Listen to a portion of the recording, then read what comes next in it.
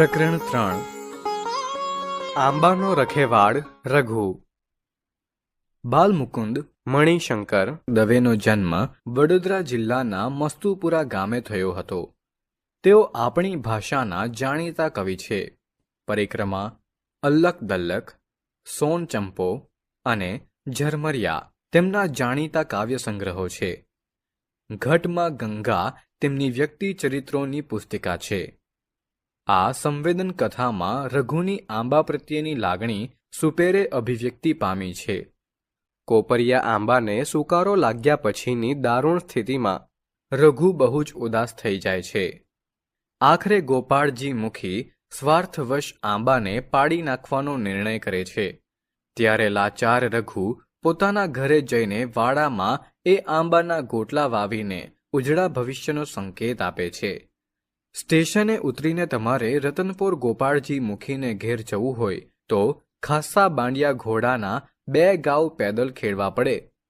ગાઉ અધગાઉ મજલ કાપો એટલે જ્યાં પદમલા અને રતનપોરના સીમાડા મળે છે, બરાબર ત્યાં જ ડાબે હાથે મુખીનું સુંદર લીલુંછમ આંબાવાડિયું વાયરે ઝકોરા લેતું ઊભું છે.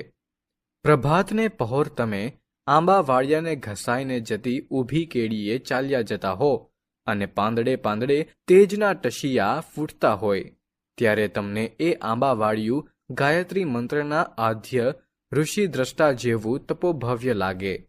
મધ્યાહને જુઓ તો ચોખુટ સીમમાં હેલારા લેતા ઝાંઝવાના અફાટ સમુદ્રને તળિયે જાણે કે નીલરતનનો પુંજ ખડકી મૂક્યો હોય એવું એ અદ્ભુત દેખાય.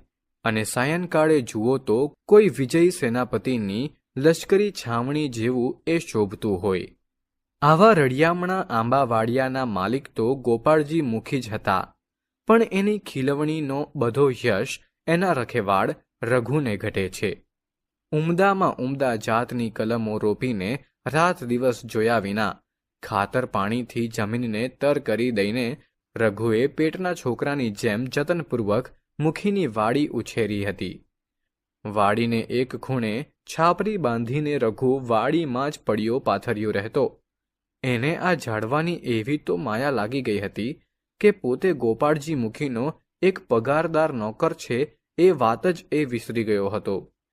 વાડીના તમામ આંબા રઘુને મન કુટુંબ કબીલા જેવા હતા, પણ વનદેવતાની રાવટી જેવા એક ઘટાદાર આંબા પ્રત્યે રઘુને સવિશેષ અનુરાગ હતો. એ આંબાની જાત જ જુદી હતી. નારિયેળ જેવડું તો એનું ફળ. એની કાચી કેરી ચાખો તો કોપરું જ જોઈ લો, અને પાકે ત્યારે તો અમૃત જ.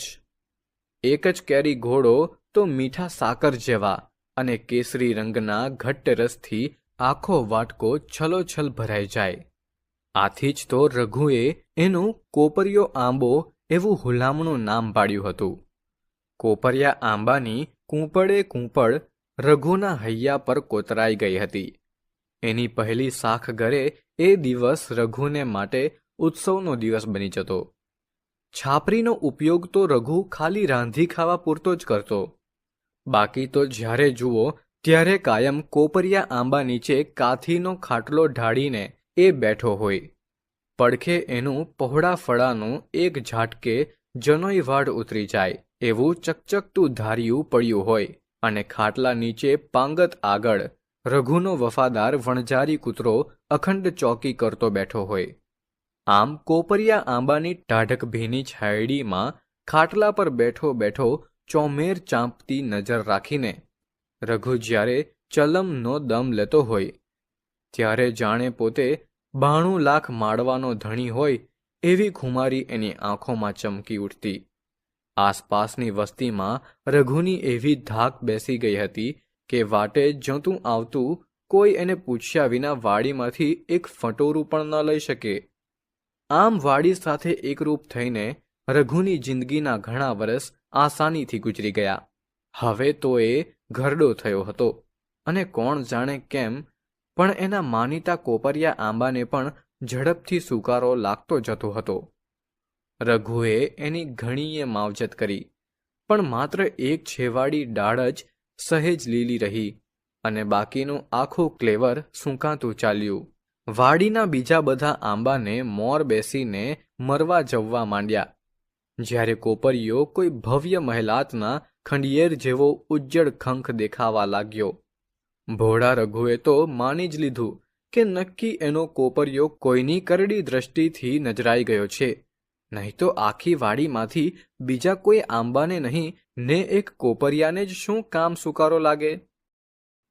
રઘુએ કોપરિયાના થડ ફરતે ખાડો કરીને જૂની માટી કાઢીને નવી પૂરી જોઈ, છતાં કોઈ ઉપાયે કોપરિયો ફરી કોળ્યો નહીં. રઘુ સામે નજર માંડવા પૂરતી એક છેવાડી ડાળ જ ફક્ત લીલી હતી. એના વડે રઘુ અને કોપરિયો ઘડીક મૂંગી ગોઠ કરી લેતા. ગોપાળજી મુખીએ તો હવે આ આંબાને ગયા ખાતે જ માની લીધો હતો, પણ રઘુએ છેક સુધી આશા છોડી નહોતી. એને ઊંડે ઊંડ હજી એમ હતું કે આમ કરતા જો જેઠ મહિનો આવી જાય અને કોપરિયાના મૂળમાં ચોમાસાનું પાણી ઉતરે તો જરૂર પાછો એ ટટ્ટાર થઈ જાય. પણ ચોમાસા આડે તો હજી ચૈતર અને વૈશાખ 2 મહિના અહિરાવણ અને મહિરાવણની જેમ દાઢ પહોળી કરીને ખડા હતા. એવામાં ગોપાળજી મુખીને ઘેર એમની મોટી દીકરીના લગ્નનો પ્રસંગ આવ્યો.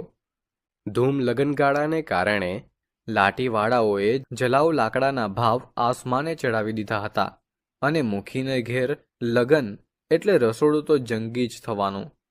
ગોપાળજીએ વિચાર કર્યો કે લાકડા વેચાતા લેવા જઈશું તો લાટીવાળા ભાવમાં ચીરી નાખશે. એના કરતાં કોપરિયો આંબો હવે ગયા ખાતે જ છે. લક્કડ ફોડાને બોલાવી એને જો પડાવી નાખ્યો હોય તો ગાડે ગાડા લાકડા નીકળે અને લગન વખતે એક રાતા પૈસાનોય કાઠીનો ખર્ચ કરવો ન પડે. રઘુને કાને આ બધી વાત આવ્યા વિના કેમ રહે? બિચારો રઘુ એક સવારે કોપરિયાની છેવાડી લીલી ડાળ તરફ ઉદાસ નજરે તાકી રહ્યો હતો. ત્યાં તો ગોપાળજી મુખી 2-4 લક્કડફોડાને લઈને વાડીએ આવી પહોંચ્યા. લક્કડફોડાએ મોટા મોટા કુહાડા કોપરિયાના થડ અડતા ગોઠવ્યા, અને ક્યાંથી કાપવાનું સુગમ પડશે એ કોપરિયાની ચોમેર ફરી ફરીને શિકારીની જેમ જોવા લાગ્યા. રઘુની આંખમાંથી દળદળ આંસુ પડવા માંડ્યા. પેલી એકમાત્ર લીલી રહેલી ડાળ પવનની લહેરખીમાં સહેજ હાલીને જાણે કહેવા લાગી, ભાઈ રઘુ, હવે તો આ કાયા અને આ કુહાડો, તું અહીંથી ચાલ્યો જા. રઘુ, તારાથી આ જોયું નહીં જાય. કોપરિયાને કપાતા બચાવવામાં લાચાર એવા રઘુને આજ પહેલી જ વાર લાગ્યું કે પોતે ગોપાળજી મુખીનો એક પગારદાર નોકર માત્ર છે. તે ઉતાવળો એની છાપરીમાં ગયો અને એક નાની શીક પોટલી લઈને તરત બહાર નીકળ્યો. એ પોટલીમાં જાતવાન કોપરિયા આંબાના સંઘરેલા થોડાક ઉત્તમ ગોટલા હતા. રઘુ આ બધું શું કરી રહ્યો છે અને એ આટલો બેચેન શાથી બની ગયો છે? એની ગોપાળજી મુખીને કશી સમજ જ ન પડી. મુખી કશુંક પૂછવા જતા હતા ત્યાં તો સામેથી રઘુ જ બોલ્યો, ગોપાળજી મુખી, ઝાડને પણ જીવ હોય છે હો. 1-2 મહિના ચોમાસું આવતા લગી થોભી ગયા હોત તો કદાચ કોપરિયો. મુખીએ પૂછ્યું, રઘુ, આજે તને થયું છે શું? પણ રઘુએ તો કશો જવાબ આપ્યા વિના કોપરિયા આંબા તરફ એક છેલ્લી નજર નાખીને ચૂપચાપ ગામ તરફ ચાલવા માંડ્યું. એની બગલમાં આખી જિંદગીની કમાણી જેવી પેલી પોટલી દાબેલી હતી. વાડીમાં જ્યારે કોપરિયા આંબાના તોતિંગ થડ ઉપર તીક્ષ્ણ કુહાડાના ઘા ઉપર ઘા ઝીંકાતા હતા, ત્યારે રઘુ ગામમાં આવેલા પોતાના ઘર પછવાડેના વાડામાં એ જ કોપરિયા આંબાનો ગોટલો ક્યારામાં વાવીને તેને શ્રદ્ધાપૂર્વક પાણી પાઈ રહ્યો હતો.